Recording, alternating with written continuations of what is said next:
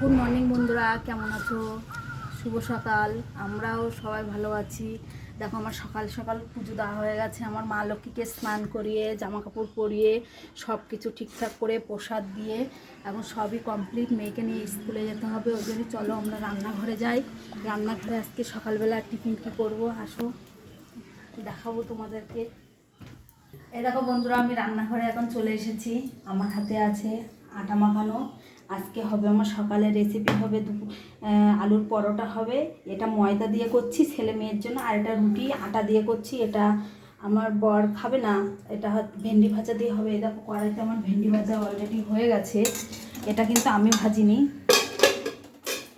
আর এখন এই যে পরোটাটা, আমি আলু পরোটা এইভাবেই করি, তোমরা দেখতে পারবে।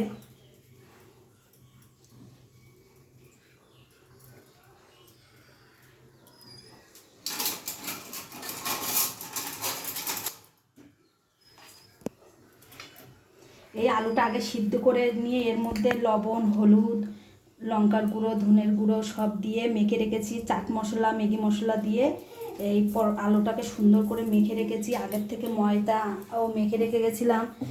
মেখে রেখে পুজোটা দিয়ে আমি চলে এসেছি।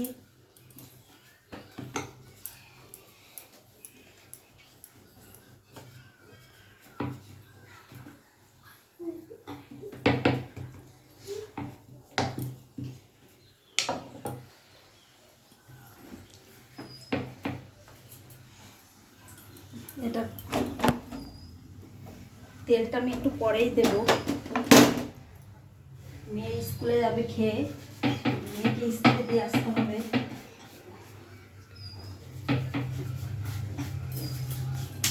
রেডি হয়ে গেছি।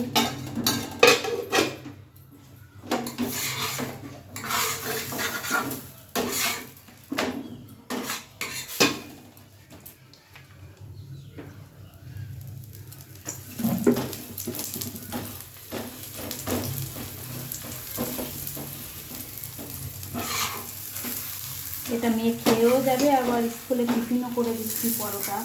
আর আমাদের জন্য আছে ভেন্ডি ভাজা রুটি।